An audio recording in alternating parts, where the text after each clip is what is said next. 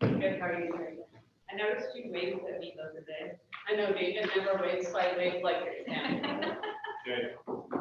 I hereby call this regularly scheduled Carter County 2 Board of Trustees meeting to order. Glad to have Nick Longley here, recently elected to the board, and congratulate him on that. Welcome. First, if you will join me in the pledge of allegiance. I pledge allegiance to the flag of the United States of America and to the republic for which it stands, one nation, under God, indivisible, with liberty and justice. I know when we had the BOCES meeting, it was a little hard to hear in the microphone, so when you speak, just try to do it at Karen's volume and enunciate your words. So, just that feedback. It's hard to remember that through the whole meeting. First order of business, this is the annual board reorganization meeting for the officers of the board. And so we just need to elect a chairman pro tem to run the election until new officers. I nominate James for chairman pro tem. Second. Okay, I'm moving seconded to elect me as the chairman pro tem.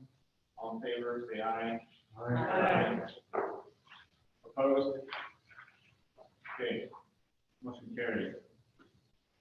All right, item 3A, elect officers of the board, the chairman, vice chairman, clerk, and treasurer. You start with chairman. I nominate James. Second. You do not need to second. Thank you. You don't need a second. I forgot. Are there any other nominations for chairman? To vote. Okay, all in favor, say aye. Aye. Opposed? Okay, thank you. Vice chairman? I nominate Casey Alameda. Casey nominated, or any other nominations for vice chairman? All in favor of Casey Alameda for vice chairman, say aye. Aye. Opposed? Great. Clerk? I nominate Kathy Western. Are there any other nominations for clerk? Okay, all in favor of Kathy Westring as clerk, say aye. Aye. Treasurer, and just a note before we do that, Joe, you had asked to be done as treasurer, correct? Yes. So I nominate George Miller. I nominate Karen Condit. Are there any other nominations for treasurer? Okay, in this situation, we'll vote until one person receives 5 votes, and we'll keep voting until it happens. Okay, since Georgia was nominated first, all in favor for Georgia Miller, raise your hand. Okay, Georgia. Great. Thank you, Georgia.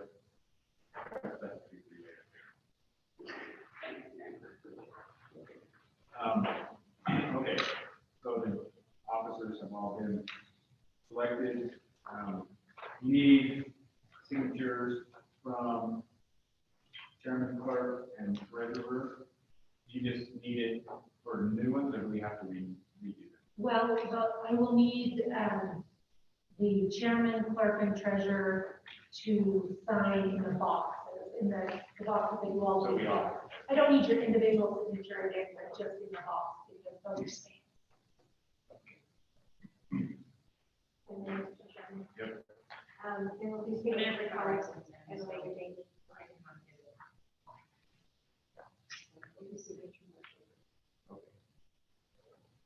All right, item B, policies, review about the schedule for the board meetings, the format.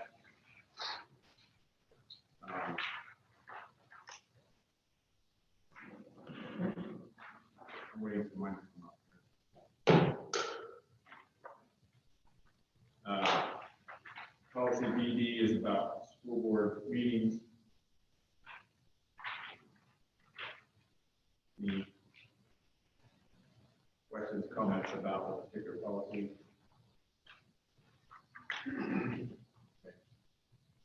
BD is the list of the regularly scheduled meetings. Really two things I think to discuss and decide there is, number one, are we gonna keep with the 5 o'clock time we've been doing? And two, are we going to, we've already decided to do December and January here at the community center, to do a couple, see how it works, and before we commit, I guess, to doing that for the rest of the year. I'll open it up to any comments about the time or the location from any members of the board or administration. I know one of the reasons we chose not to go to schools was just not to put extra burden on the school staff, right, Mr. Erickson? That's for your comment. I was just saying, like, if we do start going back to the schools, 4 o'clock would be better, because then we're not so much later traveling, but, I mean, I get, like, for me, it doesn't matter if it's at 4 or 5. 5's better than 6, and for that. Would the schools want us to come back, or are they kind of good with us having the meetings here and just not having to worry about us coming? The ones that would be up for the remainder of the school year, obviously January will be here, would be Saratoga Middle High, HEM Junior Senior High, and Elk Mountain School. You guys want to provide feedback? I think with the regulations as they are right now, and then the cleaning and stuff that we're having to do, we don't mind having that, not having them in the school. Because it's a lot easier not to have the extra crowds and so forth in the building.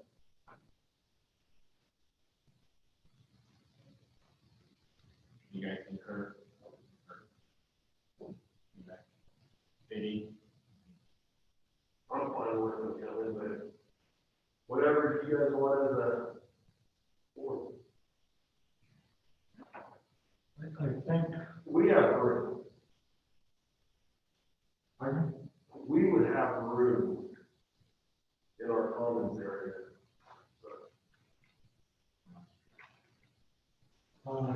As far as the schedule, like it's been for a long time, you know, rather than lose that schedule, because eventually I think we would want to go back to this. Because the advantage of going to the schools is that way, if there is anybody, let's pick on Hannah, for instance, that wants to come to a meeting, they don't have to travel. You know, so I think we need to keep the schedule, but make a variation until this pandemic is. We visit about it every month. You know, we stay 2 months ahead, saying that we're gonna be here for the next 2 months, and then whatever school is up next, we can then address it. Mr. Chairman, we have to put all 12 months in the paper by statute in January, so we're gonna have, and we can change that and put a new notice like we have done. But you have to publish all 12 meetings, is that correct? You do have state statute. So no, I don't mind every month putting in a change, or you guys can evaluate it every month, or we can always put a change, but we do, by state statute, we have to publish the whole 12 months. Right. And to Joe's point, the reason the 4 o'clock too is so that, you know, staff and student presentations. I don't think there's a reason to change that either. The real question is the remainder of this calendar year, the second part of that. I kind of think we could just, decide for the rest of this 21 year that we just stay out of the schools and just not make it issue with Dana or Stephen or no offense, JD, but, I mean, I know you can handle us and probably we could get in a lot of spots, but it's just easier if we just stay here or at the central office and not make it an issue for anyone. And if it gets to where we can get past this pandemic, maybe we can, you know, have a special board meeting, go to some schools or something, I don't know. But I would say just leave it as it is for now. The time for the 5 o'clock versus 4 o'clock, any other in the fall setting for 5 o'clock? Yeah, it wasn't, I'm just saying, just because of the time, I would be good at any time. But, yeah, it doesn't matter anymore. Let's leave the time the same, and, I guess I would say, I'd go with what Casey said, that at least for the one we're gonna print, I think this is what print exactly we can. So, January, February, March, April, May, will be here, 4 o'clock. And we can always change it to go to school if we choose to, but we just won't go with it that way. Or if you're going, I'm going to buy. We have this discussion, didn't we? Yeah, I'm fine with 5, I like it. Like 5 works if we're not. If we're not at the I school. agree with you, yeah. Sorry, but it's fine. Okay, sorry. Appreciate it. Yeah. Straighten me out. 5 o'clock. So, to make it clear, we're going to change January, February, March, April, and May Yep. to 4 o'clock, and are we saying? 5 o'clock. 5 o'clock, sorry, Yeah, 5 o'clock here. at the PD, at the community center. Yeah, and if we want to change it back to the district office. And then we'll remain July through December. Yeah, we won't change any of the next fall. Don't change that. Okay. Because we'll be back in school. COVID will be done. We have to have some optimism. And those will be back at 4 o'clock. 6 o'clock for the summer. So just change it, yeah, January through.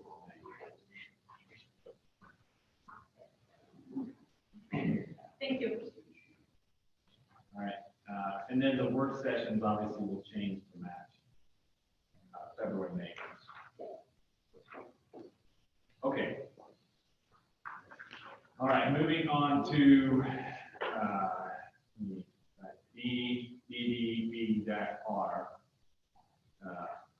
which is the agenda, which we kind of altered a little bit last year. Anybody feel the need to alter any more of it? We're kind of trying to move the presentations and people that want to talk up earlier. I know another thing that I noticed in the post, reading by BOCES, like some of this stuff that, like the policies that don't have to have, well, even I guess some of them, even if they do have approval, they want to read them all at once, because you can approve them all at once, some of them, you can add those into the consent agenda too. I don't know. Speeds things up sometimes, but it's up to you guys. I just noticed that with some of the stuff they're doing with reading by BOCES. I think we started it because of some, why did Joe, you were here, James, maybe, yeah, you and I came on together. We started reading these policies because we never reviewed them.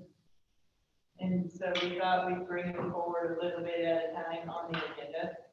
And somebody had suggested us that in Raleigh, so we went to a board workshop. Jim, I think you were with us, and that's what started this constant policy review that we go through.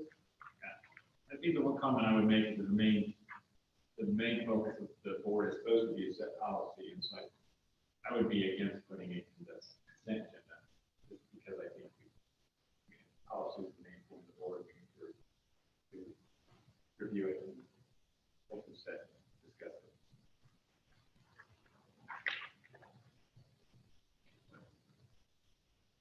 Any other comments about it? Changes? Okay. Thanks for bringing that up.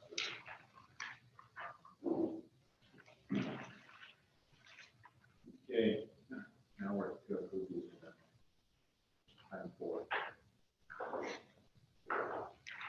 Mr. Chairman, I move that we approve the agenda as presented. Second. Moved and seconded to approve the agenda as presented. All in favor, say aye. Aye. There are no presentations, recognitions at this time. Correspondence, Dr. Copeland. We just have two items there. The Lady Panther volleyball team always makes kind of a little booklet that they share with us, so we'll just pass that around. And then the second item is a WASA sportsmanship letter, and it went to the encampment football players and coaches from the encampment versus varsity game on November 7th.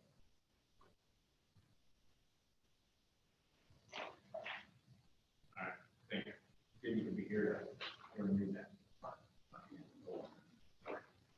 All right, item 7A, no resignations. Item B.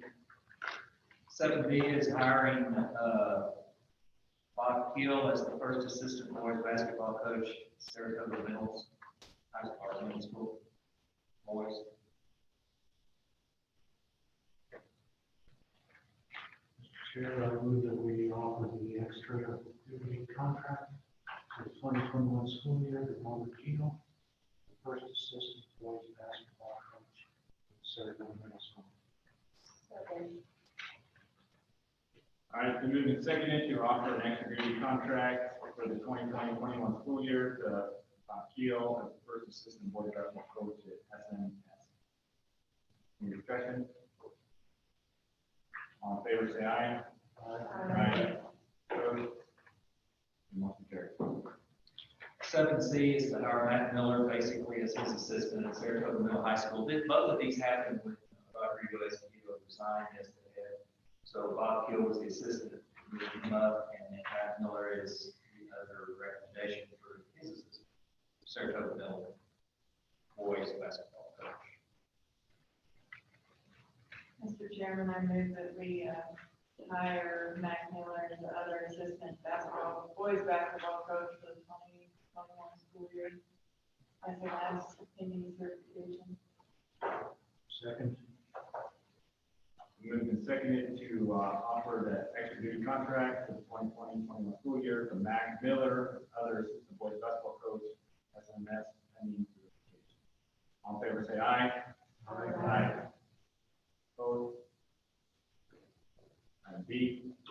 And then the last hiring for tonight is to offer a contract to Bailey Edmondson as assistant girls high school basketball coach at AGM pending certification. She is the long-term PE teacher there right now. Chairman, I move that we offer an activities extra duty contract for 2021 school year to Bailey Edmondson, assistant girls high school basketball coach. Second. Okay, it's moved and seconded to offer the activity extra duty contract for the 2020-2021 school year to Bailey Edmondson, assistant girls high school basketball coach at AGM. Any all in favor, say aye. Aye. Opposed? Okay. Motion carries. Item 8A, superintendent report, Dr. Copeland. I'll just quickly go through these items. You see the enrollment figures there. We actually gained a little bit from last month, 6 students. So our enrollment basically is holding its own. That is a gain of 25 from this time last year, so that's good. A lot of the districts across the state are declining somewhat due to partly COVID, maybe other things, coal mines and so on in that part of the state. So we're very fortunate that we are kind of holding our own there with enrollment, so that's a good thing. And you see all of that data there in my report. The legislative update, I'll just say a couple of things. Sally can chime in when I get through in case I miss anything. The recalibration committee will present their final report to that committee, or the consultants will present their final report to the committee next week. The committee then will decide whether they accept that or not. If they accept it, it will be recommended to the full legislature. If they don't, then correct me if it's at the committee level, this is the current one stays, there's no action taken at the full legislature. So there's talk, you know, in some of my meetings and so on, that there's somewhat of an expectation that they can agree So that just leaves the current model in place until the full legislature could change that. There's also talk, obviously, the topic out there is budget cuts and all this. Their consultant model does not reduce education expenditures. In fact, I think it increases it just a little bit. So we just don't really know what's going to happen there when it hits the final legislative session. They could change the model in some way there and then fully fund it.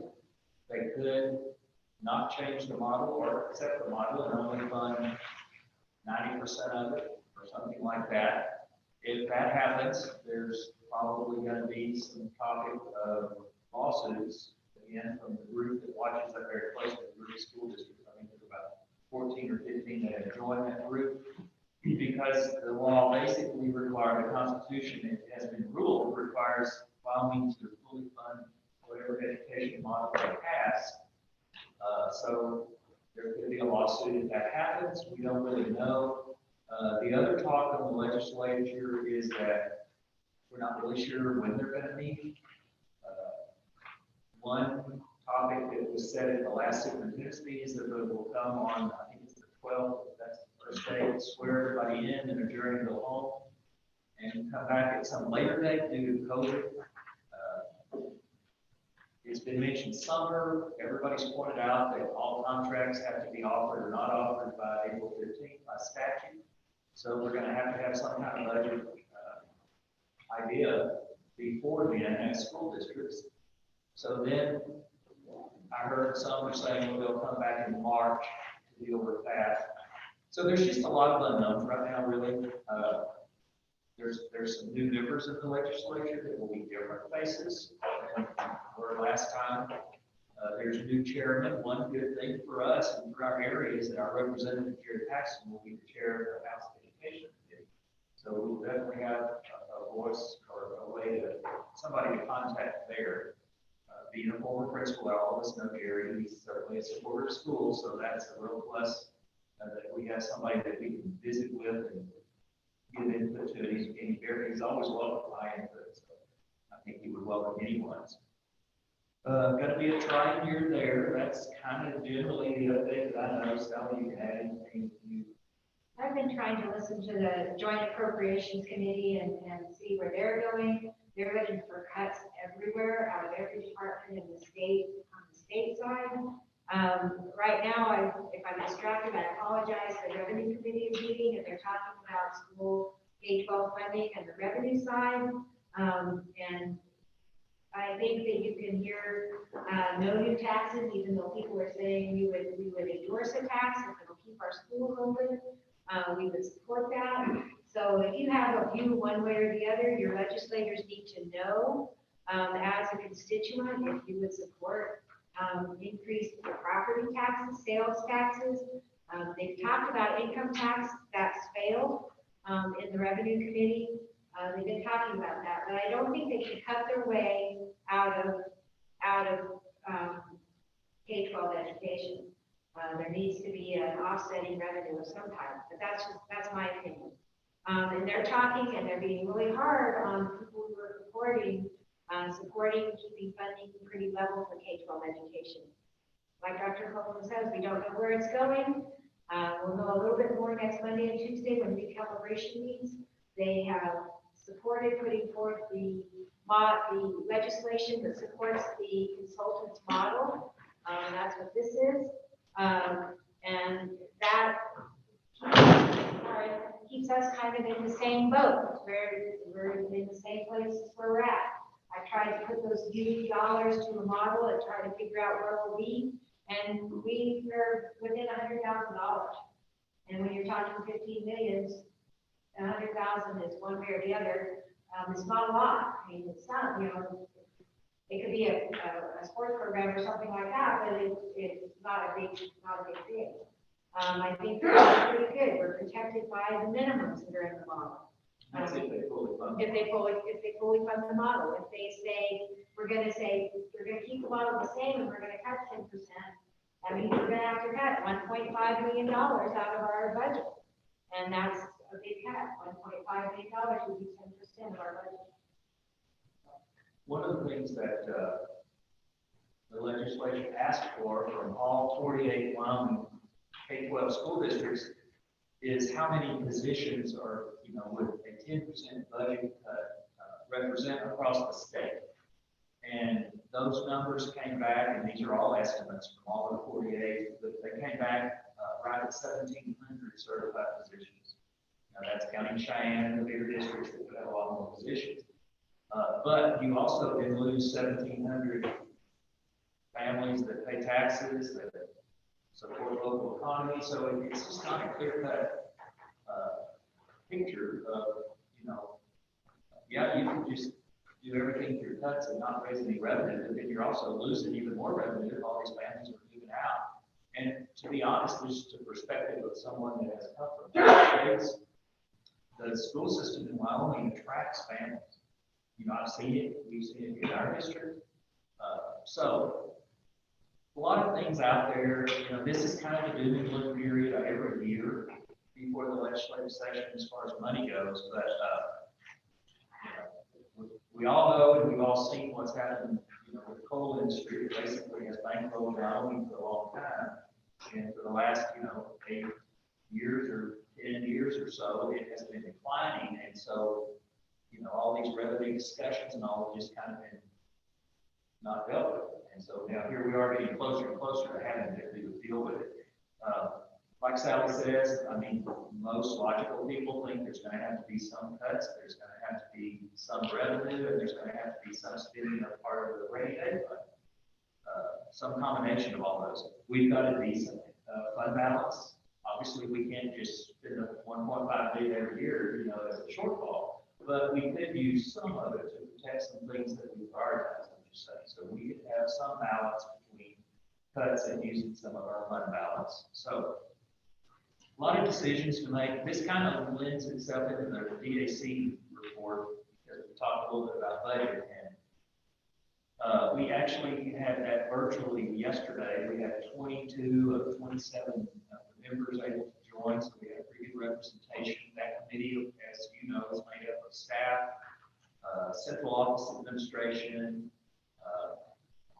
teachers and principals as part of the staff, and classified positions are represented, and then also parents from all 7 of our communities. So a pretty good cross-section of people. And so the 3 main topics that we'll talk about this year's calendar topics, we kind of have parameters. We have kind of where we've sat for the last 4 or 5 years.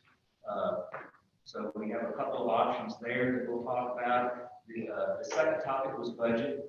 We might pull them together and get some input and throw out some ideas about priorities, about, what if. It's just a little hard to plan. Nobody's going to just want to cut their budget 2% if we don't even have a budget that's been approved at the state level. We have to. So we're kind of in a period where we're kind of waiting on some things. And so, I think that would be one good way to get some input.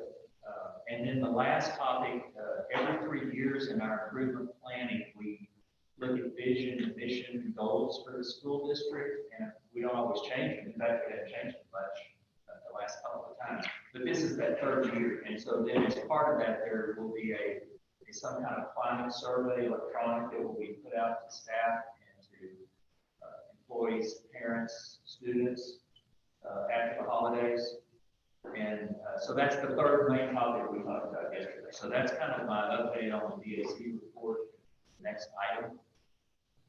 COVID update. I've been trying to keep up with these numbers, and these are just cumulative totals of the staff we've had, and this is since the beginning of this school year. District-wide staff, we've had 16 test positive and 25 in quarantines. In the northern schools, we've had 58 in quarantines. Some of these are those team quarantines that kind of set up those numbers. And we've had 5 positive students, future students now. In Camp, we've had 16 students having to do some kind of quarantine period and only 1 positive in that school. And in Saratoga, we had 72 quarantines, only 4 positives. So obviously we had more quarantines than positives. We're really, in our weekly meeting with the Department of County Public Health that it's not always weekly, but the last one we had, we are in much better shape than the Western Rollins, really. I say the Western half, that's really Rollins has had the most cases. Our school district, while we have had some, it's been less. And the county as a whole and in our school district, cases have kind of leveled off and declined the last few weeks. We kind of peaked there in November with some things. So we hope that keeps going in a good direction. So that's kind of the COVID update. Basketball, wrestling, we had our first home games under all the new guideline requirements that we had. I was able to go to Saratoga and Encampment, didn't make it up to HEM due to some snow at the time. I didn't go up there, but I did talk to Steve. We really had no real major issues anywhere. People were very cooperative, which is not very great for us. That's thanks to our parents, thanks to students, coaches, staff. So now we have to have face coverings for everybody, the teams and officials that are on the court, and no face shields, and the food and drink are out in the commons areas. So all of those restrictions have, I won't say been well received, but we had good cooperation from all of our communities. And I think that speaks well for our communities, it speaks well for our parents and students and so on. The biggest probably issue that's a little bit of a sticking point is the 100 spectator limit, because we have more that would come and would like to come if we had more slots. So, for example, up at HEM, they're in a league, Southeast League, that decided a 60-40 split. So 60 fans for home games, 40 fans for away games. So with only 60 home spectators at their home games, they have 31 players. So if you get 2 tickets to every player, that's the 60 right there. Luckily, Stephen and Courtney are parents, and so they gave their tickets to make exactly the 2 tickets for all of their team members. And when you work the games or whatever, you don't counting that one. So it's been a little bit of a trying. We know not everybody's happy about that, but it has worked at least last weekend. So we will continue onward. We may make some tweaks about some of those things. The other thing that I added today, just to give some information, is the audio enhancement things, the contracts that are in the consent agenda. You know, part of that is going to be out of the CARES grant. When I added, we talked about adding intercom systems. We're having a lot of trouble with intercom systems across the district. Most of them are pretty old. They're old systems, telephone based. You can't hear in a lot of the parts of the buildings. They don't have really good speakers down in the hallways and things like that, out on the playgrounds. So when we added that, and he talked to Andy and the cabling and some of that, so it wouldn't interfere with our capacity for our Chromebooks, it added extra to the cost. So I had to separate all of that out and have the grant for the audio enhancement piece in the classrooms, the cameras in the classrooms, and the safe piece of it where the teachers wear the microphone and they can touch a button and it goes directly to the office if they have an issue with discipline or an intruder comes in or whatever. They can quickly get office help. And it tells them exactly what room it is. It can turn on the camera so they know what's going on in the office and can go right down there and help take care of whatever it is. And so then the intercom we pulled out, and that's a separate proposal that we're going to propose for major maintenance. So that will be pending state approval for those major maintenance. But it has kind of turned into some safety issues at some of our campuses. I know HEM is the one having the most problems this year lately, but there are places that you can't in Saratoga where it's very hard to hear. This will also add speaker horns in the gyms and also out toward the recess areas of the elementary so people can hear on the outside. You know, they announce they go to a lockdown, everybody knows it. If you're outside and there's a fire room, you know what's going on, so you can come back inside. So it will really make things a lot safer to get all of those updated, and it can be done cheaper at the same time. So It's, we have about, well, really a little over 1.6 million in our major maintenance because we haven't been doing major projects in the last couple of years, and that's been building up. So that piece of it will come out of that if the state approves that. So just kind of wanted to explain a little bit about that, and I'll answer any questions about any of my items if anybody has any. So that's my report. Any questions for Dr. Copeland before the one? Okay, Mr. Jennings, you have some kind of video for us, it looks like.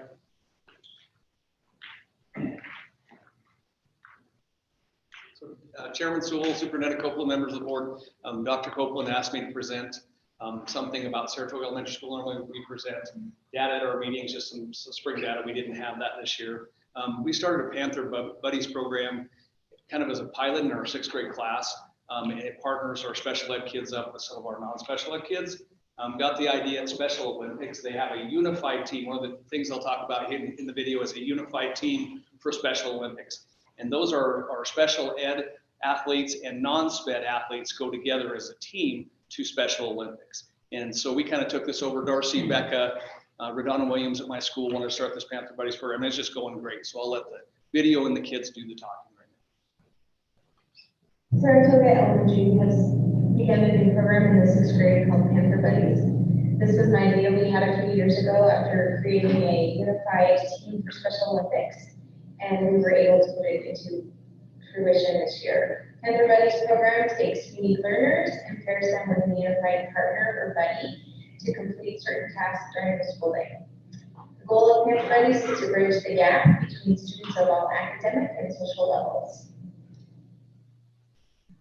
With the help of their peers, the unique learners engage in social skills, positive interaction development, as well as reading, math, and art, while the unified partners or buddies have opportunities to strengthen their leadership and communication skills. Currently in the classroom, we are focusing on money skills. We count money, have learned about sales tax, and even took a tour of Rollins National Bank. Outside of the classroom, we are working on communication skills and proper business appropriate etiquette. During our monthly lunches, the boys discuss leadership ideas and service projects that they put into practice. They are planning to include their classmates in a school-wide project after Christmas break. This will exhibit the leadership skills they have acquired thus far, while including their whole 6th grade class as positive role models for younger students. Panther Buddies fulfill a badge for any kindergarten through 6th grade students that were required to quarantine with COVID-19. We have provided 20 students with quarantine bags. As a service project, we raise money and bought gifts for the community giving tree. Shopping for other kids was fun and interesting. We try to meet as a group for lunch once a month and talk about leadership and activities. We also try to sit with each other for lunch a couple of times a week. I think that's really cool because then we can just bond with each other. And we also, most of us have become friends and play at recess, like football and stuff. How has Panther Buddies helped you, being a new student? They didn't tell me open up more. What do you do at recess with your Panther Buddy friends? So football there? If you needed somebody, like if you needed to go talk to somebody, out of anybody in your class, who do you think it would be? Stoner. Cool. How come? He's nice. Behave. Nice friend. Before Panther Buddies, would you have known Snowden as well? No, probably not. I'm also new to the school this year. The best part of Panther Buddies for me is examples we can set to other students in school. There's lots of things that Panther Buddies have been trying to start, and it really just shows how you can use leadership in school. One of the things we've already started, so take one, give one, where you take a card and then read it, and you do that nice thing for people. And I feel like that's something we school a lot, kindness and respect and all that stuff. I would describe Panther Buddies, well, for now we're a small group, but we basically do nice things around the school for teachers and are really a leadership model. And then we help other people do fun activities. And it's just really fun. And I feel like it's really vigorous. With this take what you want idea, you take one of these slips, I did compliment 3 people, or I am having trouble with 5. So this one, I can compliment 3 people, and then write your name on the back, and then turn it in, right here. But this one, if I'm having trouble because I can't, and it's good, like take deep breaths, go for a walk, drink water, the same thing like that. But this take what you want is right by the cafeteria, so any students of any grade can come by and just take one, and then they turn it, and you have to write the name and grade on the back, but they have to get paid first. And in the end, Mrs. Williams takes the the people who did it, she takes them by grade, and in each grade, they show you part of the tile of the school. After Christmas break, we're going to have ideas of going into younger kids' classrooms and going into younger kids' classrooms and like doing activities and reading and stuff. All right, what's your favorite thing about Panther Buddies? That we get to help out people who are quarantined during COVID-19. My favorite thing is, I don't know what it is. I probably just like all of it. Being able to be a leader in the school and help do good things in the school. We are here to change $45,000. We actually work with that. We follow stuff. Do you think you want to work at a bank? Now that you kind of have been in there and seen what they do, you think that would be a cool job to learn more about? Yeah? You would be really good at that. Maybe, but after I get money, I think about quit there and be a YouTuber. What have you liked about doing stuff with all 6 of you together? I'm being happy. And buddies. All right, we'll do it 2 times. Okay, so.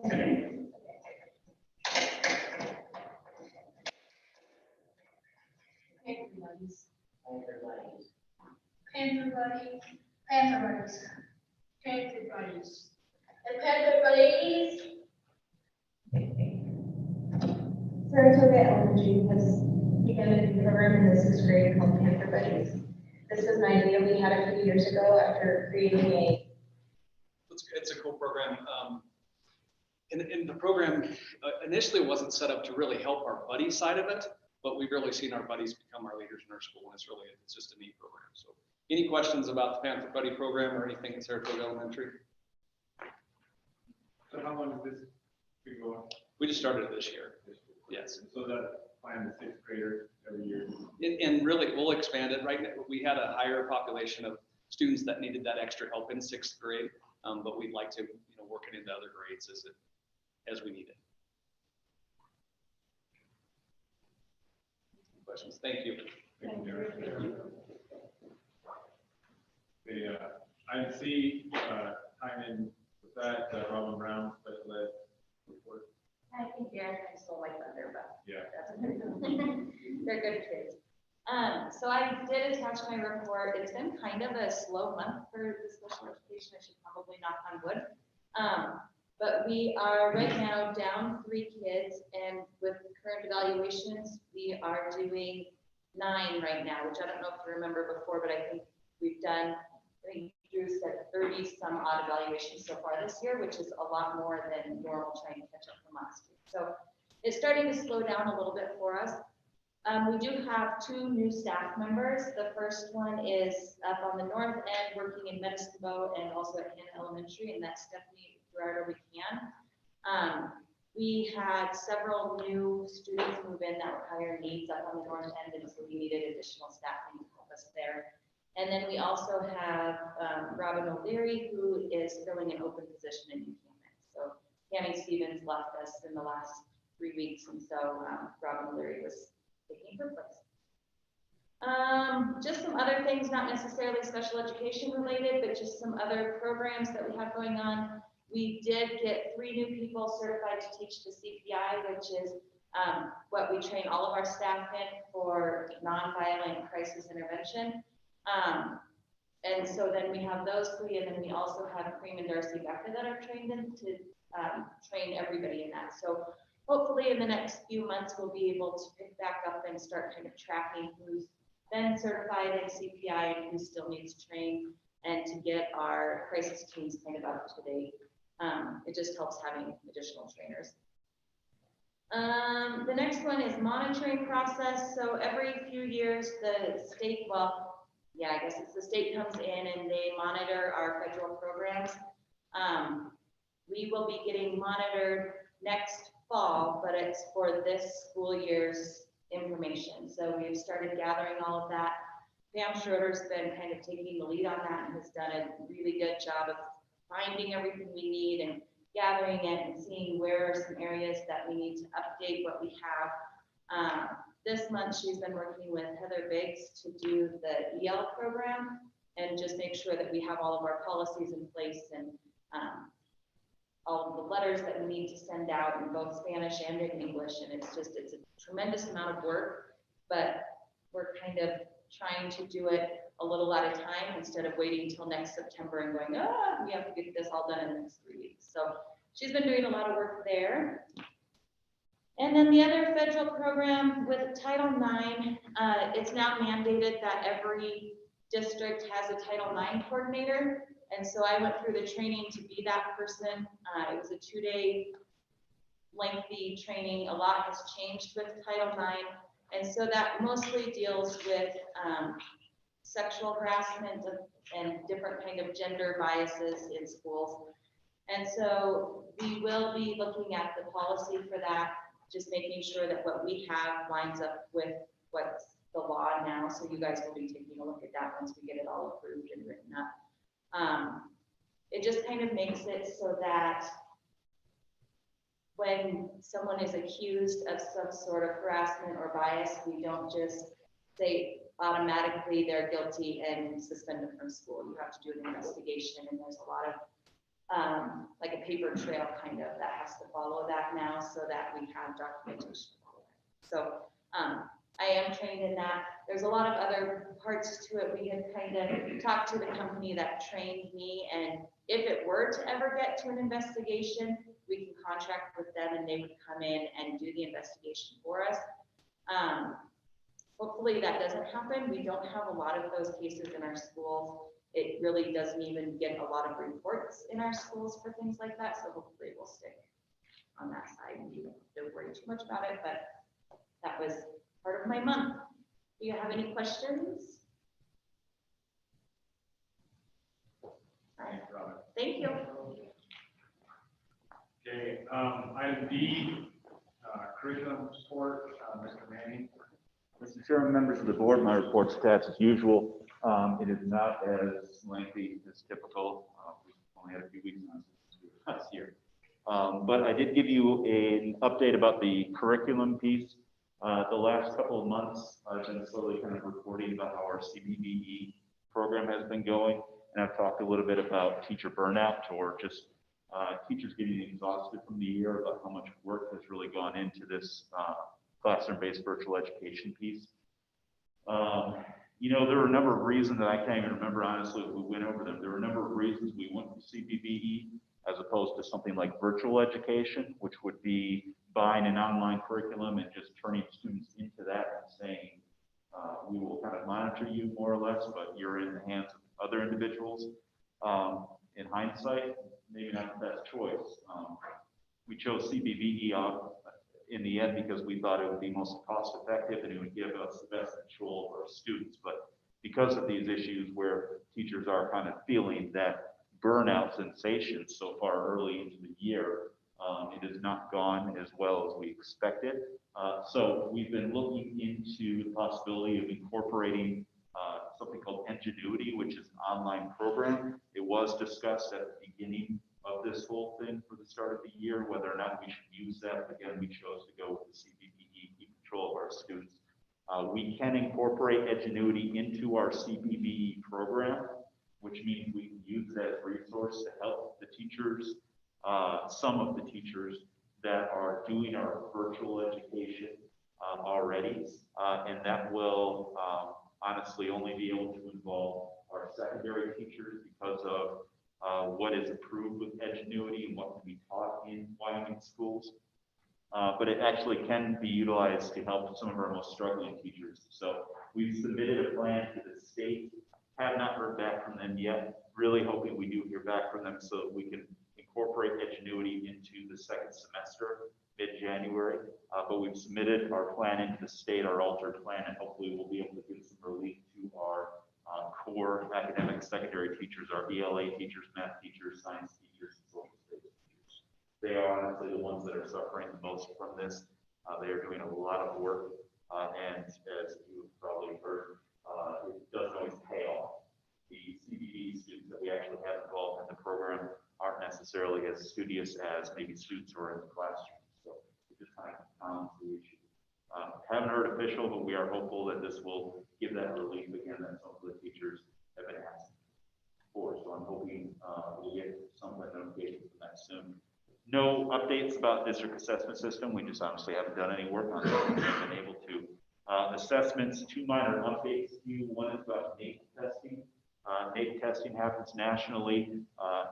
Supposedly school districts are chosen at random.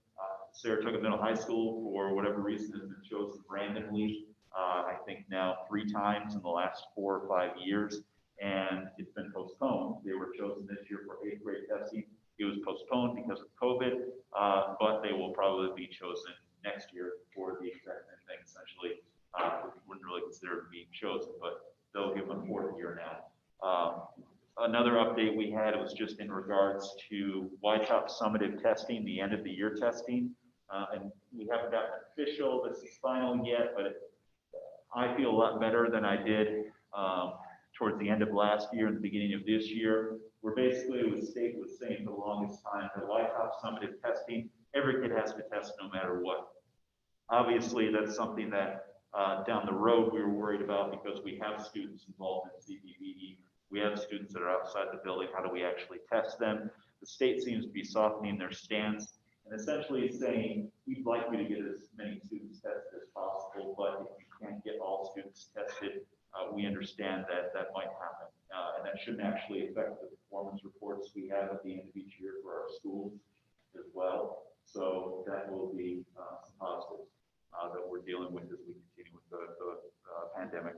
And then the only other thing I mentioned, just in my other work category, the last few weeks, I've been working on numerous reports. I had to make some corrections to our transcripts from seniors that graduated last year. That was a big concern of mine because of how last year ended and how we had to alter our grading system and all. But actually the transcript corrections I had to make were fairly light and actually had to do with other students that were no longer in our district as of last year, but we still had to account for.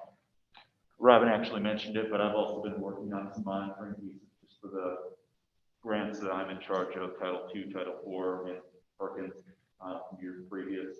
So I've been working on that. That's a massive project. I would estimate I'm somewhere around 25% done with what I need to do. But just like Robin explained, I'd rather do it in small chunks now than try to get it all done at the next fall when they start asking for some of this information. And I've done some Perkins CPE work because, as I told you before last year, I still have to do some of it. It's not all complete optional. So Hopefully that will be as easy as possible. And I finished up my step coding updates, reviews recently, and I finally get to present that to staff. Hopefully I'll be done with that soon, so I can send that out to the state. We can clear up all the identification for these for our secondary courses. Any questions? I might just add, if I may, talking to Stephen and Noel's been involved also on the CDDE, we are expecting to be down to like 10 students. Yep. In the next few weeks. So we're not talking about a large, I mean, it's kind of dwindled back down, which is frankly better if they can come in person instruction, because it's much easier to monitor, get more support. So just kind of an update on that, just so we kind of get out of the numbers. That's elementary and so. So those students, are they coming back to our classrooms or going to homeschool? Most of them are coming back to our class. And the high was 25 or so? I think at the very beginning, we started with 22 or 24, lower 20. One reason we chose CDD over virtual is because even if you go virtual and just have a whole school, you still have to have Wyoming certified teachers be in charge. So since we have to have involve our teachers, that's one reason we went to CDD. But of course, experience and if you live and learn, I personally kind of hope that this is a one-year thing, and the next year we're not, still required to provide those kind of options. We've kind of seen that in person is much better. I'd say too, especially at the beginning, as we were approaching the beginning of this school year, we had no idea how many students would actually elect to this. And clearly, it's been very low. Hopefully, it stays that way, especially with how the pandemic is shaping up right now. But that really just seems one of our better options too, to try to save costs rather than buy into an online program and suddenly, if numbers go up or people panic, we have a lot more students to enroll. This ingenuity, Yep. is the learning curve, and we can use it as a big curve. For students, teachers, both. Pretty much both. Our teachers are somewhat familiar with it. They don't have a strong hands-on approach, but we do use it for our credit recovery program. So I've never heard any complaints. In fact, if anything, I think we would suggest that it's possibly a little bit more user-friendly for students who maybe don't fit into the traditional classroom setting that necessitate credit recovery in the first place. Part of my research and looking into this to make sure we could move forward before we altered our plans was I had Amy Johnston at SMHS kind of demo some of the pieces to me. I personally would argue that it's very user-friendly. It actually provides a number of self-contained pieces. So you're not looking at multiple resources to try to get a picture, unlike if you're sitting in the classroom, the teacher's presenting you everything. So I think it works very well, and I think we'll find success with it. I know the teachers, especially if we get approval, will be very happy to have it as part of their resources to provide. Thank you. Thanks for being on it.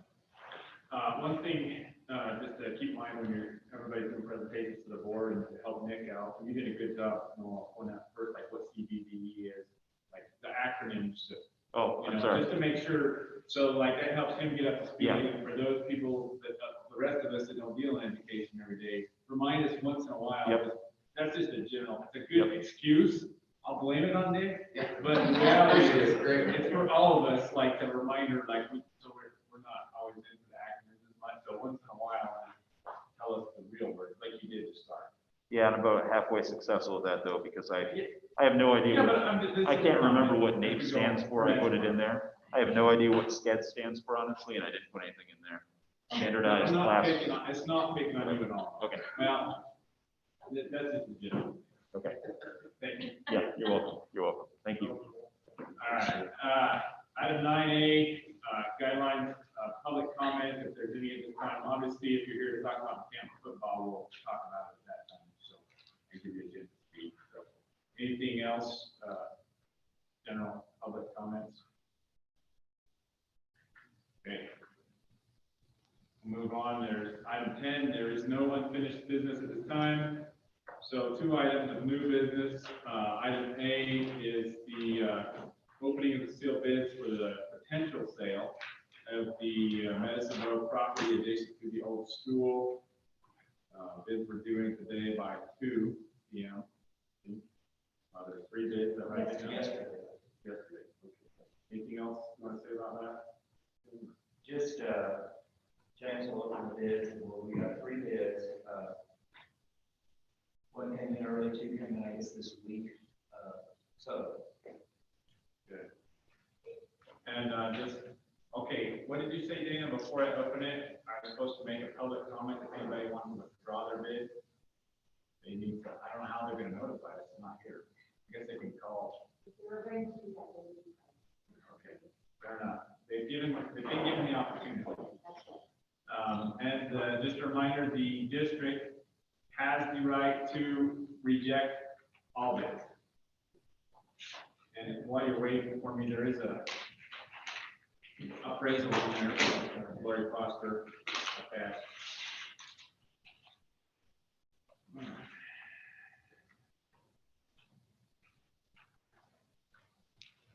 All right, this is from Danny Drummond and Troy Maddox. I guess Troy Maddox is Madison Bow, maybe. The bid is $20,000 for the lot of 20 plus or minus acres. And I apologize, James, I should have given you a bid tabulation form as well. Would you make sure that to tell us if there's a letter by the bank or financial institution assuring financial ability and if the bid is signed? Okay. I would say it is a printed statement from R&B State Bank, just looking at how much money is in their account. It is not a signed financial statement by the applicant or the financial institution. It's a printed, kind of a running balance. So, And then is the bid signed? has it been signed? No. No. It hasn't been signed by anyone. They signed their bid, but not the financial Okay. portion. Is that your question about Yeah, if financial? they signed the bid. Yeah, they signed the bid with form. Okay.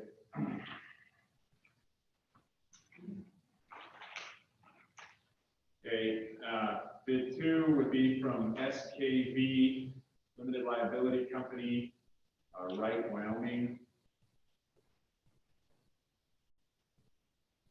SKV LLC is a Wyoming company, bidding on the project. Our bid on the property is $75,000. We also have a letter from our bank stating we have the funds to support this bid. Phone number signed by Stephen M. Dinoff.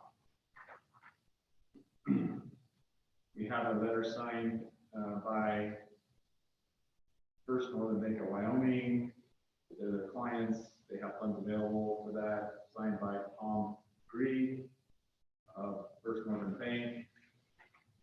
And a copy of just the advertisement of the property. So I would say their bid and the financial team are both signed. The amount of $75,000.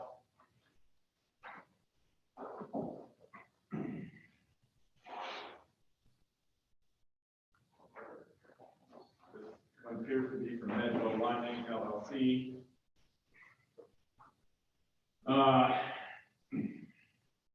Who may concern, verify the Medco Lining LLC, who, just to make a note, currently is our tenant, correct? The same, they formally offer a purchase price of $40,000 with outright purchase of the entire property. Under the following assumptions, that we will refund the $15,000 deposit, which they have in our, we hold.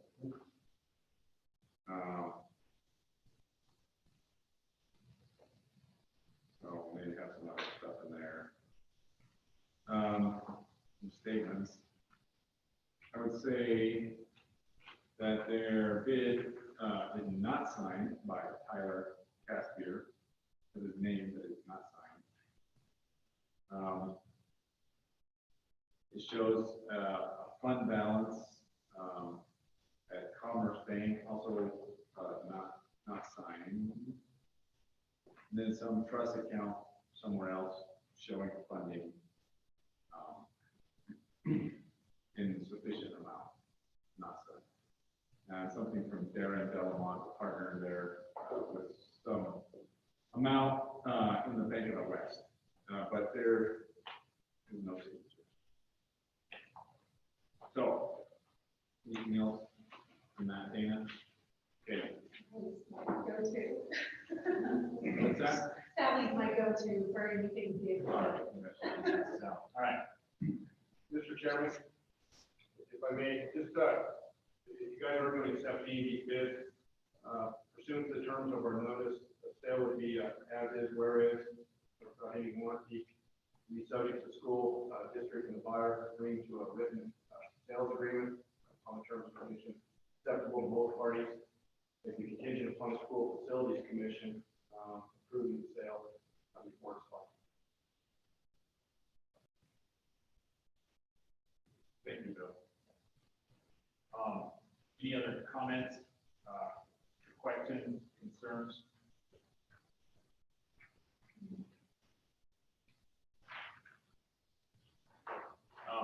I would say if we, I guess the proper procedure, obviously far and away the high bid was by SKB Limited Liability, a Wyoming liability company. Let me read the whole letter since they were the high bidder, just so you have a little more. Okay, December 7th, 2020, subject property for sale, Bessemer, Wyoming.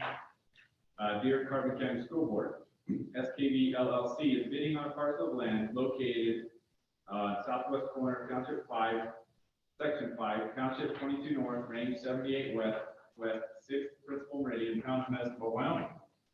SKB LLC is a Wyoming native company that was established in Wright, Wyoming and started in 1995. SKB LLC has supported coal power and energy industry.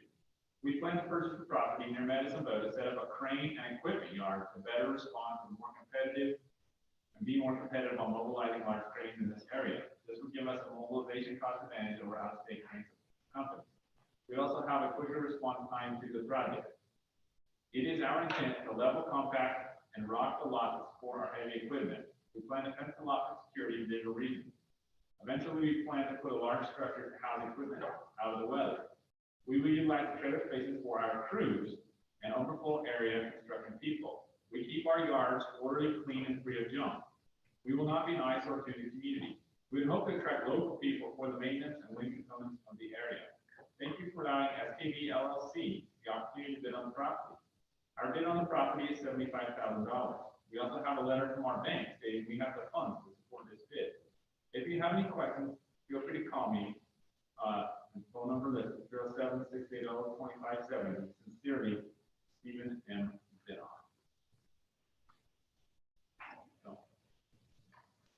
And the letter from the bank, first one, the Bank of Wyoming, in Sheridan. Bid letter, regarding bid letter to Carbon County School District number 2, Steve and Kathy Bennett are valued clients of First Northern Bank of Wyoming. They have funds available to purchase real estate for up to $75,000. If you have any questions, feel free to contact me at the phone number listed. Todd Green, Business Banking Relationship Officer, and you can also find that.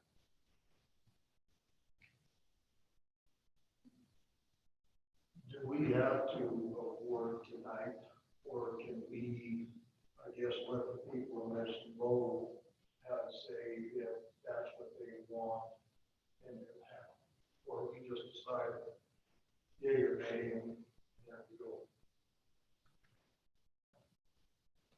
What's your thoughts, Joe? Well, I think we passed that step. Awesome. We've advertised it for sale. We received bids for the property. I think we passed that step. I do know that. I do know the property is zoned commercial already. So there's, he asked the people in Minnesota what they think you'll get 381 different answers. So we've certainly heard some past complaints or concerns about just an open trailer park. Yeah. Well, you know, when you think about it,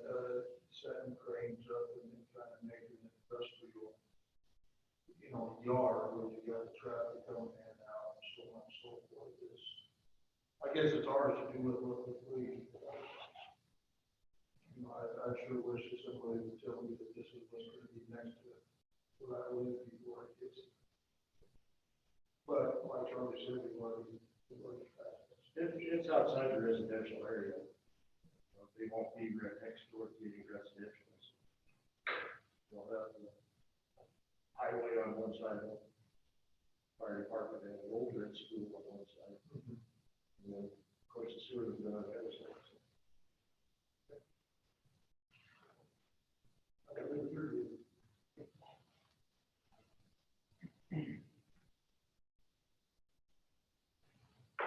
Mr. Chair, I move that we accept the $75,000.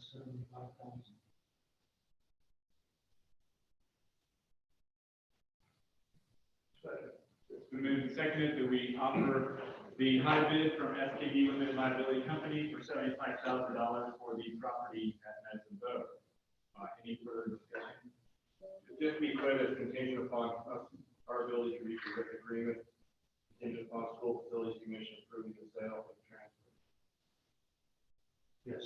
So noted, contingent upon that agrees, and those terms were specifically laid out in the. They were, maybe the easier way of saying it is contingent upon the terms and conditions set forth in our advertising. So, Any comments?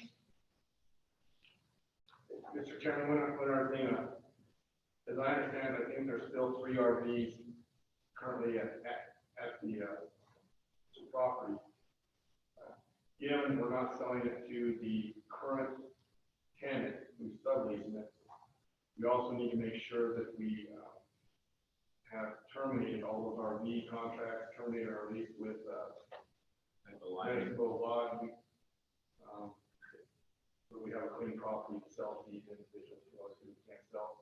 What kind of close date would we be looking at? How long would it take to get this, all that? Yeah, I've already got a draft and agreement done. I need to put in some of this information through tonight and provide these to the fire in the next week or so. We do need to order title insurance, which should be available in about 2 to 3 weeks. I'm not sure how much negotiation we have to do with these individuals regarding the sale. I mean, it's pretty clear as is where it's pretty straightforward. Assuming the current tenant vacates by the 31st, which is what their current lease provides, we should have a signed agreement or an agreement ready to present to this board at the January meeting is what I would hope. Once this board signs that or approves it, school facilities meet how often? Do you know? Quarterly, either monthly or quarterly. We're going to be subject to the calendar of school facilities. And I think last time it took us about 6 weeks to get it approved by the time, just because when their meetings are November. So that's a very long answer. I would hope, depending on school facilities, that we could have this done by February, mid-late February. That's me not doing that. Cool. Should be plenty of time for them to vacate the 3 motorhomes, get everything squared up. Once that's done, then they get their deposit back if they've met the terms of their. I'll let them know tomorrow first, email or call them, and that gives them at least now until the 31st to contact those 3, whoever they are. Okay. Any further discussion?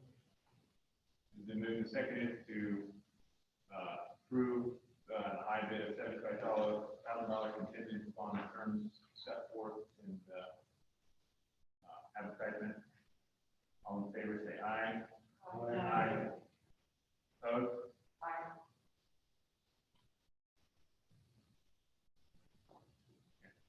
Motion passes. Mr. Chairman, just maybe make sure we're clear. Assuming all the criteria have been met to release the current, I don't think we're requiring board action, but I just want to be clear that Sally and Dr. Copeland have the ability to refund $15,000, assuming the terms have been met, to refund those funds under the terms of the lease. When the time comes. Yeah. I think it would be fall under the superintendent's. Yeah.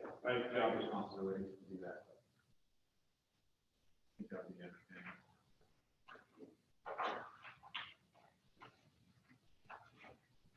Okay. Item 11B, Camp football program.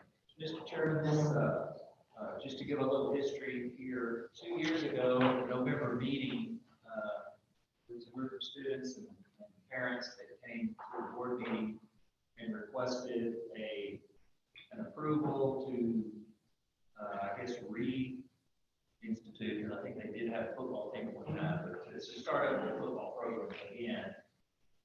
Basically self-funded, the district provides transportation expenses and officials. Officials and, yeah. Buses yeah, and buses, drivers. yeah. So, pretty sure that's right.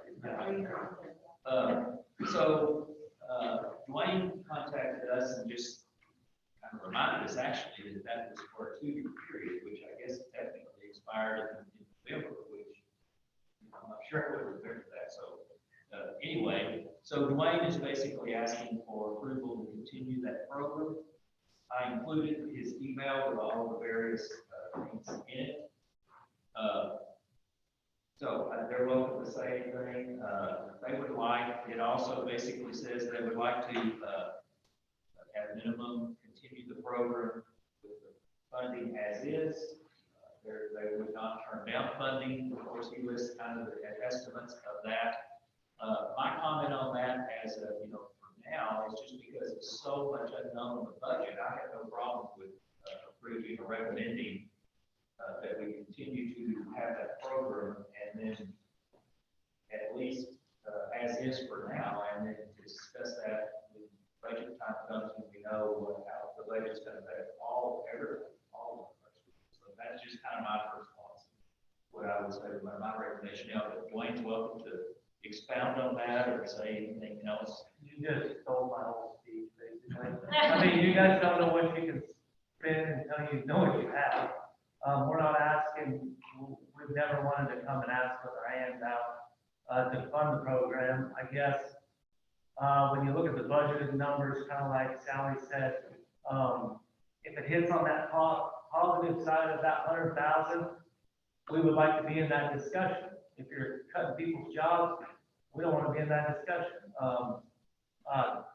That's, the upfront truth, honesty of it. Our kids want to play football. I feel like it's been a good program for not only our program, but other programs in the district.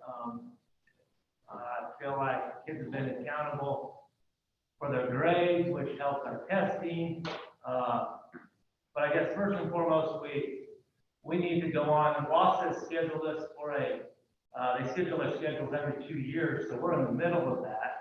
So in all fairness to the other teams, if we were declining the opportunity to play, we would need to let WASA know right now so they could redo their schedule. And that was just a timing issue of how we agreed that day upon in the meeting. So that's why we come to you at this point. I felt like in all fairness to WASA, we should know where we stand now so that we give other people time. So I guess to sum it up, basically, yeah, we're asking for just a full-time program continuing like we are. I feel like if the board comes into a position and has the money and feels like they could help us in any way or all ways or any way, then I believe that's a decision that left up to you guys to spend your money. Right now, we're just asking for the ability to play football. And I also added in my comments, I think, that, in a 2-year period of time, they went from really no formal football program to losing to the eventual state champion, I think by 1 point in the playoffs this year. You don't have to remind They me. really. So it has been very successful. It's been good for the kids there, I think good for our whole district, and really, hats off to people that volunteer all across the district. But there were lots of volunteers in this program that gave a lot of time, and two, just community members that supported it financially to get it off the ground. I mean, I think we need to recognize that there was a lot of willingness to give funding for a good thing. I want to make a couple of comments if I can too, because I want to let you guys know that heavy lifting has been done It's been done by a group of parents, Chad and Dwayne, the coaches, you know, thousands of dollars raised to get all the equipment, to get the field up to where it needed to be. It was in very, very poor shape. And it's still not as good as it should be, but it's much, much better than it has been. And I will also say that the district also has some more invested in it financially than you're thinking about here in the terms of the maintenance staff, because they have to do the mowing, they have to do the watering, all that. We don't have a sprinkler system anywhere in the encampment. We have to go with the water that's untreated, that comes from the north fork of the encampment river. And so we have to have a big sprinkler that's moved all the time. So whenever we're doing any kind of groundskeeping, it has to be done with the football field as well. And probably half or more of the time that the maintenance folks spend doing the groundskeeping is with the football field now. So that you guys are already putting in a bunch of stuff that you're not thinking about there. And I think what they're asking to get the coaches paid and that kind of stuff, they're already doing it. They had to meet every qualification that PTSD had for them. They do that as a volunteer.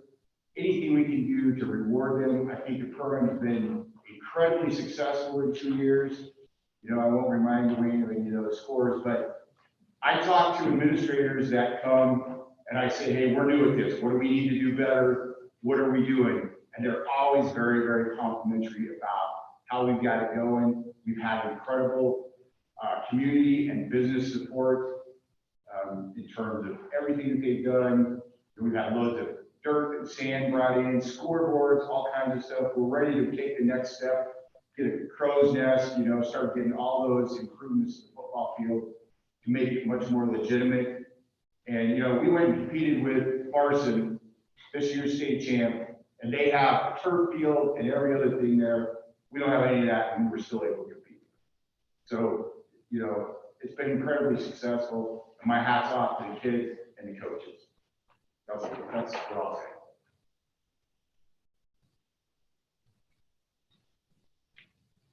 No, I personally think it was a huge success story, and my hat's off to you guys as well. What you guys started with 2 years ago to where you ended this year is phenomenal. I think it's an absolute no-brainer that we allow you guys to continue to play football. And I feel that we should look at being able to get you guys some funding too, because to see that whole community and that whole area rally together around those kids, that's why we're all sitting here.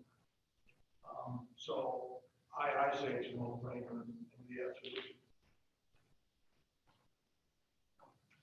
Yeah, I mean, obviously not just the success of the kids and the coaches volunteering their time, but we have to think about too, as a school district, how much they've improved that property. I mean, you guys put a lot of time and work and got a lot of donations, and it's just made our school better.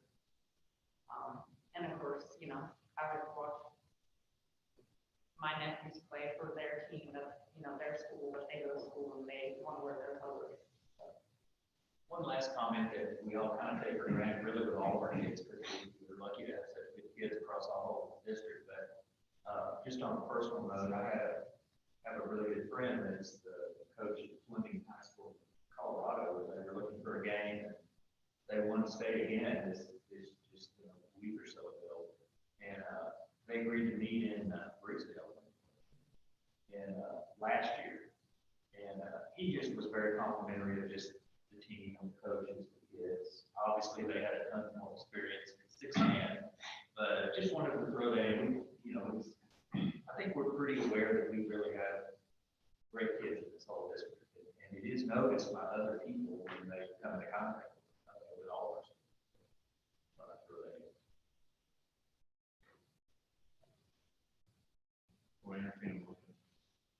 Mr. Chair, I move that we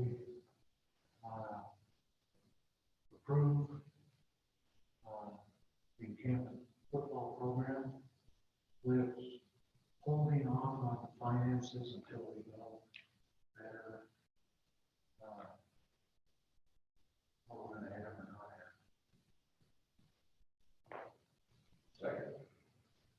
seconded, to approve the camp football program.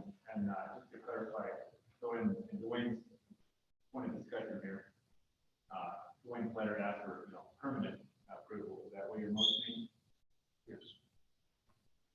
So we're not approving the year. So we're not going back to the year. Moved and seconded to, go ahead and approve the Buchanan football, as a permanent sport in CCSD 2. And then a separate, discussion later on. Any further discussion? So should we approve it as funding the same for right now? Yeah, so it should be its current self-funded program. Okay. All in favor, say aye. Aye. Opposed? Congratulations. Thank you guys for all the work you've done. You don't have to feel bad if you don't stay for much more than 4 days. I can run now. Okay, moving on. Item 12. Chairman, I move that we approve the consent agenda as presented. It's been moved and seconded to approve the consent agenda. All in favor, say aye. Aye. Can I ask who seconded? I will second. Sorry. Really efficient. Sorry. I appreciate you guys keeping in check. Really do. Okay. We already go. Yeah. All right, treasurer report as well. Mr. Chairman, members of the board, your general fund balance at the end of November was $3,843,257.51. You see there your revenue and reimbursed expenses with your bills and payroll for the month of November. In section 2, you can see your major receipts with the State Wyoming Foundation Program. That's the monthly amount that we received this year. The county treasurer for the October collections that came in November. We did receive $2 million for November collections that came in December to let you know that that will be showing up next month. And in section 3 are your investments at the various rates and maturities. You'll notice that your CDs are getting fewer because we can only get 0.2% on CDs and we're doing better at Wildstone. So even if I go out a year, it's only 0.25. We're staying where we can get the most return on investment. Any questions regarding your general fund? On page 2 with your other funds, you see the various grants with their balances. We have STEM, we got our CARES Act money that we received on technology and food service.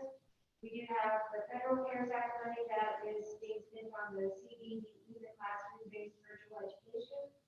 And the beer funding will also be spent on classroom-based virtual education. We have received $400,000 for the governor's relief grant, which is what is coming up in your, that you've approved in your consent agenda for the audio enhancement. We have already received that money, so it is obligated. We've approved that. You see there the comparison between payroll of November 2019 to November 2020.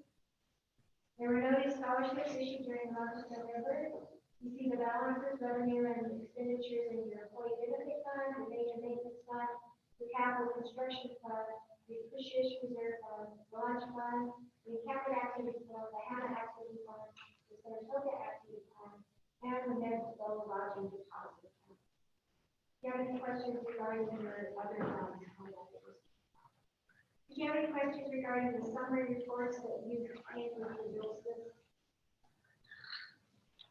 Okay, now that concludes my report.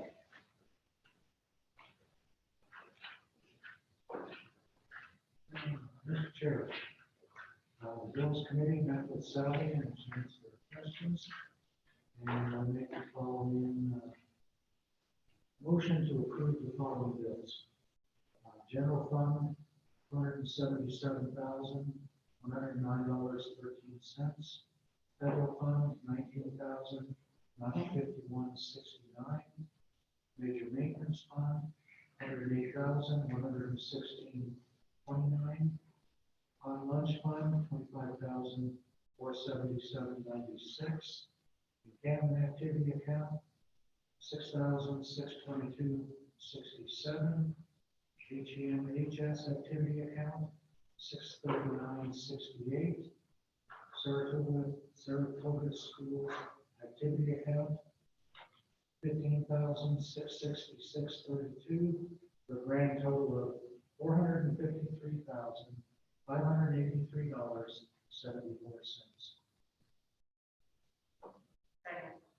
Been moved and seconded to approve the bills in the grand total of $453,582.74. All in favor, say aye. Aye. Opposed? Okay, motion carries. January bill committee, Gaston School in West Green. Okay. Yeah. Okay. I even said it. Thank you. All right. So that would be It'll be Miller School. Okay. 14 items from the board. Number A, review board governance leadership policy tab 2.12.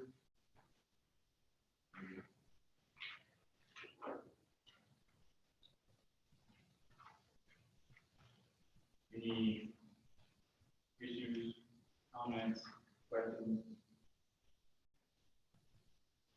Deals with board superintendent relationship.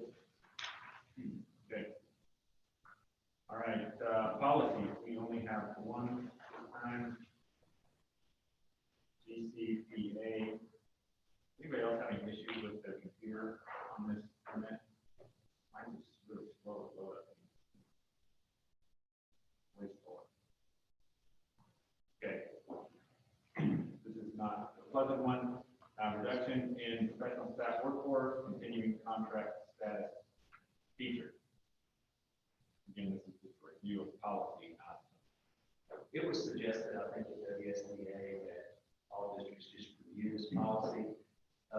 Bill can correct me if I'm wrong in this, but a RIF policy, reduction in force, typically is implemented when continuing contract teachers are involved.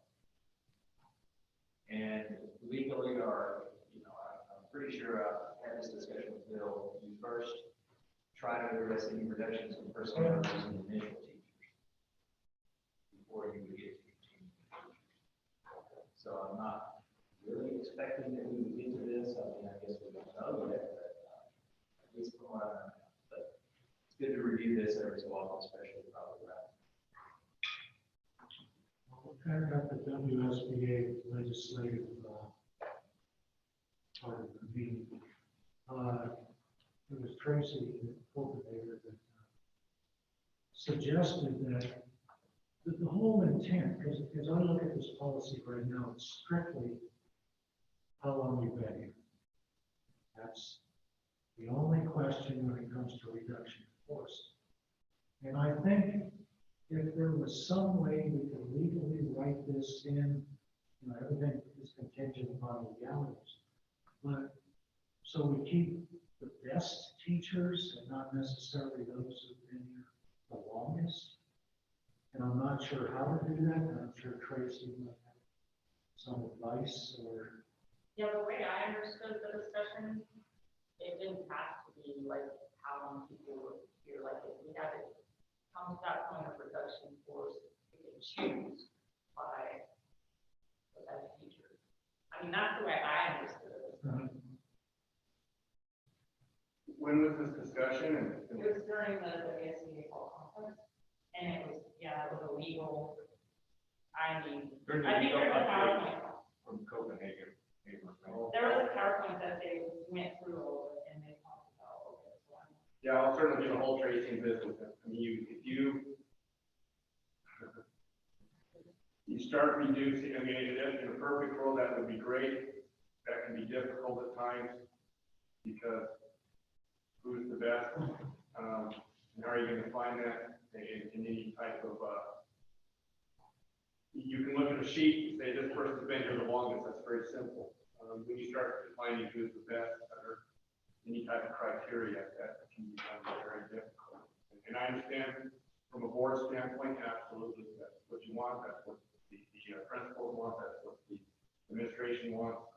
When you try to put that in practice, when you try to put that in policy, I guess I want to hear how Tracy's define that and see what's in that. Yeah, that's probably not the right word to use, is the best, but like, I guess I don't know exactly. Yeah, no, I understand what you're going to say, it must be merit-based instead of. Yeah, Right. when you start to look at merit-based, that opens, Yeah, which, you know, is the same thing that some of the initial teachers, there's some phenomenal teachers that are initial ones that you really, as a district, we're not here to. Others, but that gives it to others. Hopefully we don't. Well, cross our fingers, hoping they're not getting our ball. You know, how many initial contract teachers are there in the district?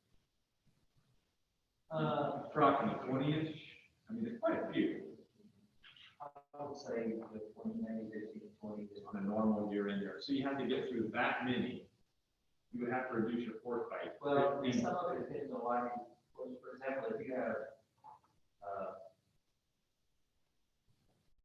what would be an example? So, if you decide you're not going to do some kind of program, elementary is pretty generic, you know, across the district. But let's say you're going to eliminate a program and that involves 2 continuing teachers. From what I understand, and that would still be a RIF situation, but you would be basing that on eliminating the entire program.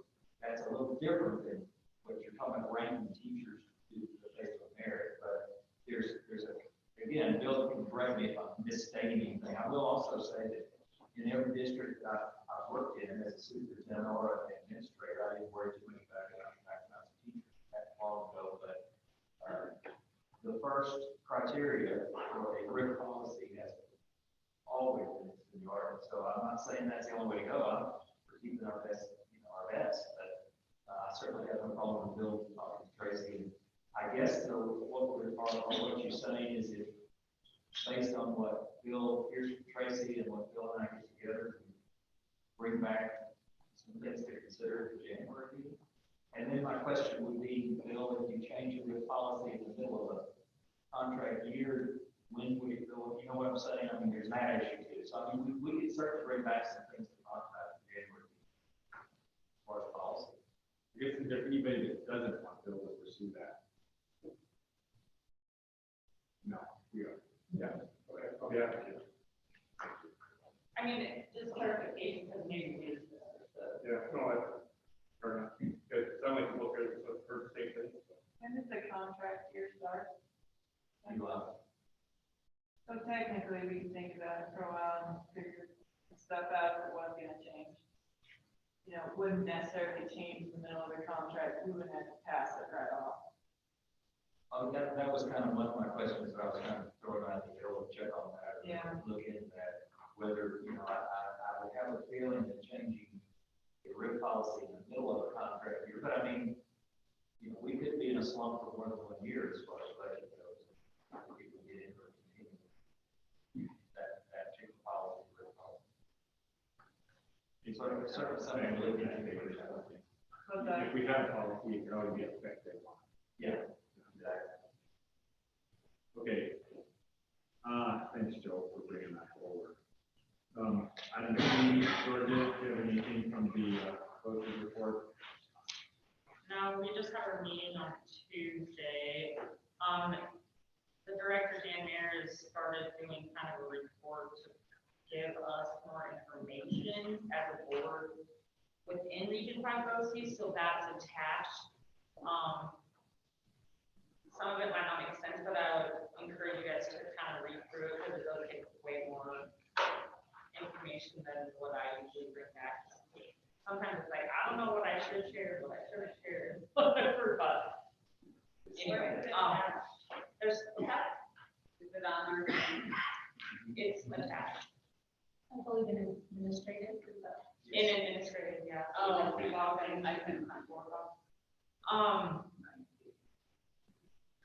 they're still talking about their, they're not recognized as an educational institution, so they don't get state funding, so he's really been working a lot on trying to figure that out a little bit, and get some state funding.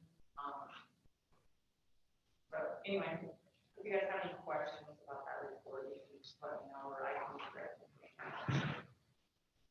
Okay, thanks, Georgia. All right, item D is to appoint a board member to do exactly what Georgia has been doing. Are you willing to do it again, Georgia?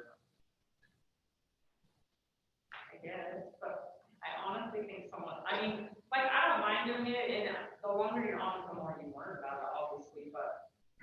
Anybody else like to have an opportunity the next year? Okay. Karen looks like she's a winner. I got special things. The meeting is at night. Okay. Yeah, they meet at 8:30. I think we changed it to now it's the fourth Wednesday instead of the fourth Tuesday. But. All right, I'll point Georgia. Okay. All right, appointment for board committees.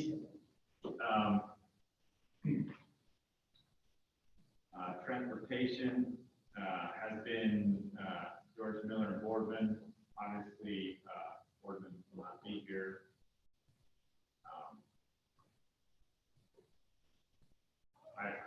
Let me start with activities. Okay, I had some feedback of people that want to be on it. Again, Alameda and Condit, great. You still want to be on it? Activities, yes. Yep. So, we, those three can stay on activities. Leave that the same. Transportation. Nick, are you willing to be on that one with starting in Georgia? Go ahead, sir. Okay, thank you. I'm going to stay on salary. Staying on salary. Joey was stay on salary. And we can have another one. We kind of had 4 last years on salary, so unless you want to change that.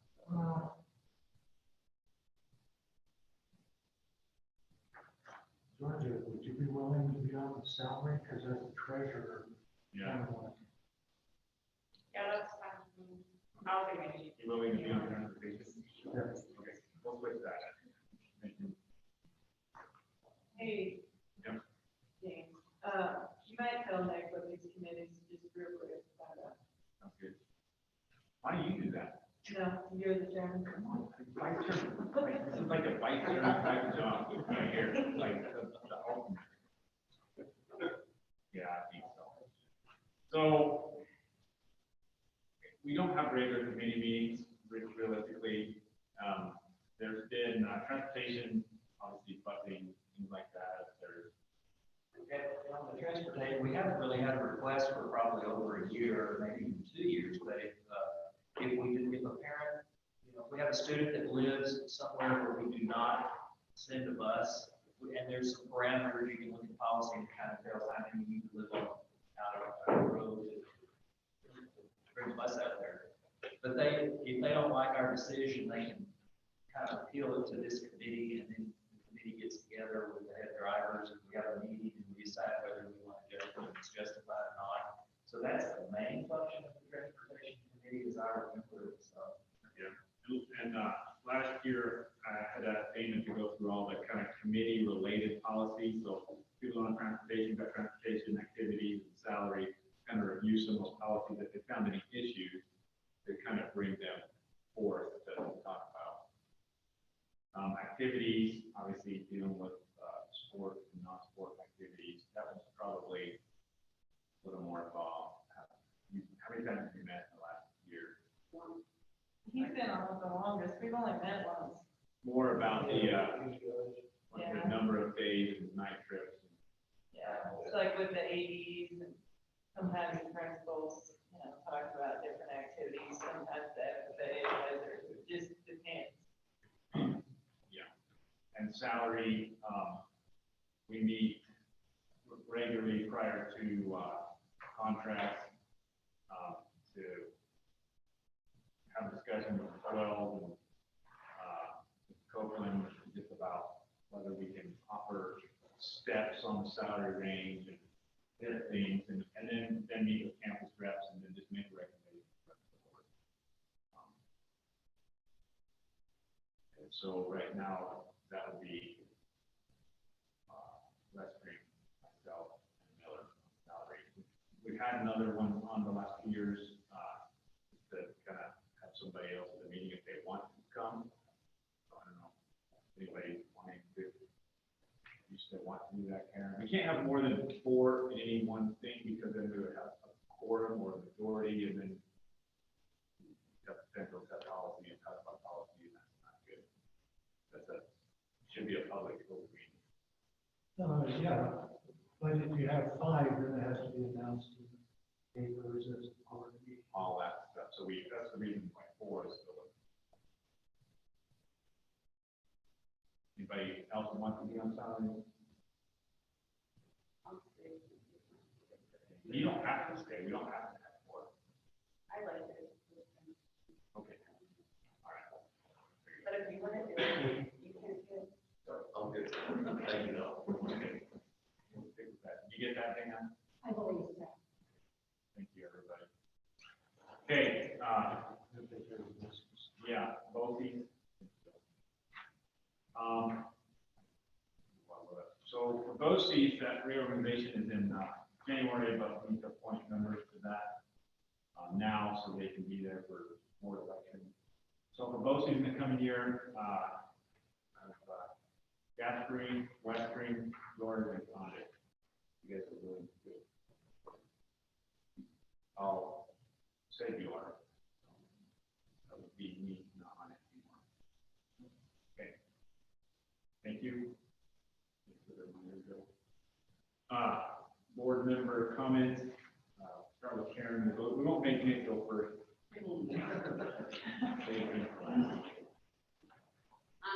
Thanks Community Center for hosting this. Thanks to Darren for the great Cancer Buddy show. Some pretty cool programs. The kids are all so cute.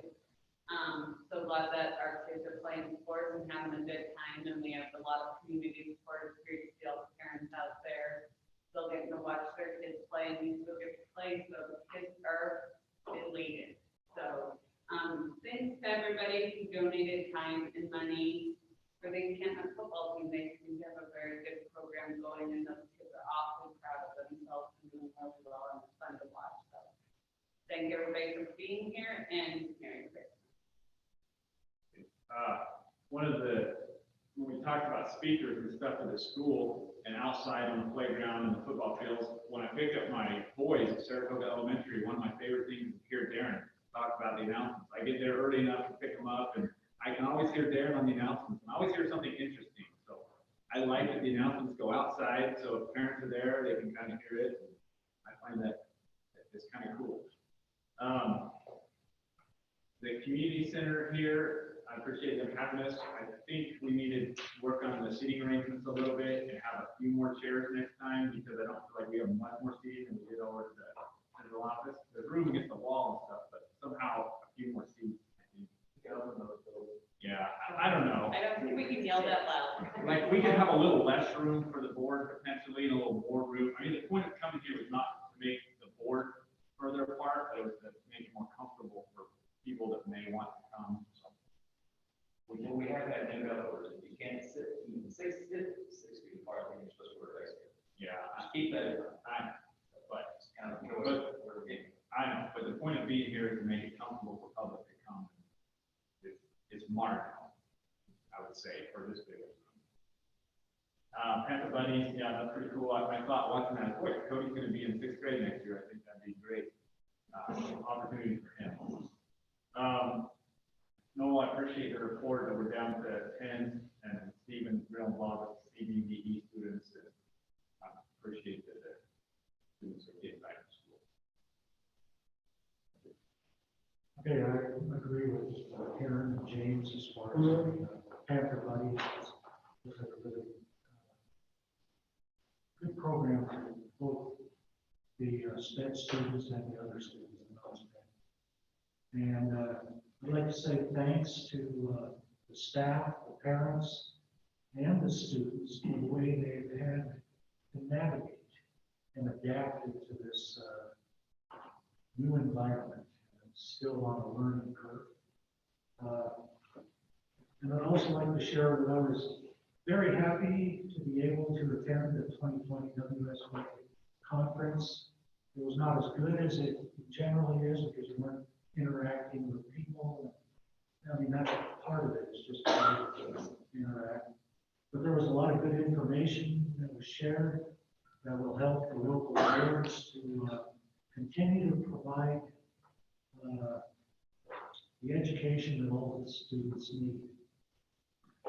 And I'd also like to share that in the preamble of the Wyoming Constitution, it says, "We, the people of the state of Wyoming, grateful to God for our civil, political, and religious liberties, and desiring to secure them to ourselves, and pay attention to this hand, perpetuate them to our posterity, do ordain and establish this Constitution." Now, the reason I read that was because of the events of this past year, the pandemic, the social unrest, and the clash of worldviews. I am encouraged that we, the local school board, and the people of this district need to work diligently and purposefully to instill in our students the values and ideals that our state and our nation was founded upon. Now, we need to see that our students are equipped to boldly stand on a firm foundation so that when the storms of life come, they will still be standing after the dust has settled. And so, Merry Christmas and Happy New Year.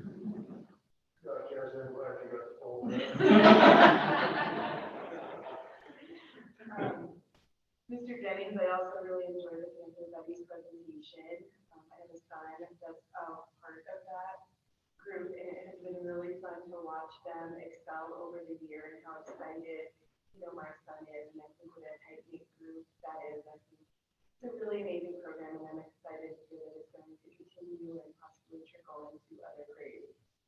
I'm curious if there would even trickle into the high school. Love to see something continue for that group of kids. But that's all I had. Merry Christmas.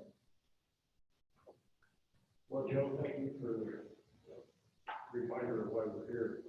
I'd like to thank all staff, admin, volunteers that work under the radar that don't hold out all the time. Passion and dedication that our teachers and our admin have is very admirable. Bill, thanks for coming to us and helping us do this show. And to all us board members, thank you for the dedication and the things that we go through to keep our kids educated. I would just echo everyone's comments. Darren's good job always. I mean, that's not even a question, but the Panther Buddies is great. I kind of blew my top the last board comments, and I feel like I need to give JD like a standing ovation, Mr. Johnson, sorry, because he just really took that and ran with it and heard everything I said and got those kids back in school as many as he could, and I just really appreciated what he did. So thank you for that. And Nick, welcome. This is a crazy, big learning curve, but you'll get there. Sally's really good. Dr. Copeland's really good. Just email any questions, I'll get back to you. And Merry Christmas. Darren and Rhonda, thank you for your reports. I wasn't at last month, so I don't know if we did do a principal report. But Darren, I appreciate it. I missed those the last couple of months. We didn't have them. Laura, thank you for the invitation to do the door grading and judging. Who won that, by the way? Miss Jordan at encampment. So it's going home with Mike for the next year. It's probably. All of you here, There you go. Speaking of encampment, Mike, you got something to really be proud of over there with the Mayor Community Build, helped build that football program. Very, very cool success story. Joe, thank you. I know I kind of make light of the situation, but you are exactly right. That is why we're here, and I appreciate you bringing that forward. And Steve, I don't know where you got the sweater, man. The only thing that would make it, I believe, is if you had an Ohio State song. So, thanks for the Christmas spirit. Thank all the bus drivers and people like that, like George said, go on and see. Merry Christmas to everybody. Obviously, echo everyone. Another book for the Kim football. It's awesome to be able to go watch and play on our home field, and how excited the community and the kids and the coaches and parents are about it. So I'm thrilled that they get to continue. Also on that note, we had several throughout the district that got all conference and all states. Congratulations to those kids. Thanks again, Mr. Dennings and Nolan Robbins for your reports. Same thing, I miss them. I like to know what's going on. So, and then, like Joe said, the WSBA fall conference. I thought, yeah, not getting together, it wasn't as good, but there was such good information, and I know I sent an email to everyone. If you guys had a chance to look through those PowerPoints, there was a ton of great information in there that I think we could all learn from, positivity and then the legal stuff and just coming together as boards and making our schools better. Merry Christmas, and I guess the New Year, so Happy New Year. We can meet again. I'd like to thank all of you for making me welcome. Excited to have the opportunity to serve. I'd really like to thank you for your presentation today. I enjoyed everybody that presented, and if I could go back to the previous meeting as well, really enjoyed hearing from you guys about what was different this year, especially from the normal school year. Even having students in those schools, I didn't realize the extent of the efforts, the additional efforts that were being made, and it really brought it to life for me, and I appreciated seeing that through your eyes.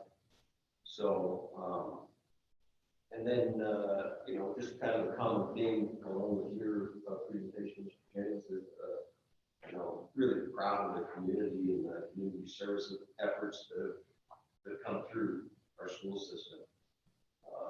The football team come together and put in the effort and the work to build that program from the ground up. All the extra things that the administration, the students, the teachers, and staff of the schools have done, especially this year, to keep things rolling and put students in the classroom. I'm just really thankful for that. And I want to go right along with what you said, Joe. I really appreciate your words and your reminder that it's not just the academics that we pass on to these kids, it's the wisdom too, and the principles. So I'm really happy to live where we live and have the people in our community that we have. So Merry Christmas to all. Thank you. Thanks for, yes, thank Yeah. you. Okay. One more comment I forgot to add. Appreciate those that are willing to vote nay on things. We don't always have to agree, and it takes courage to vote nay. And I know my time in the board with votes, I regret the ones I just kind of went along with. And my gut kind of gave me pause, and I voted yes, and I wish I voted no, and those are the only ones that still voting. So we don't have to agree, with some mutual thinking session, but we're here to, use your best judgment, and you don't have to go on with what I want or what anybody else wants. So appreciate those of you that have the courage to vote nay, and that's hard. No executive session at this time. So the next meeting will be here again on Monday, January 18th at 5 p.m. Meeting adjourned.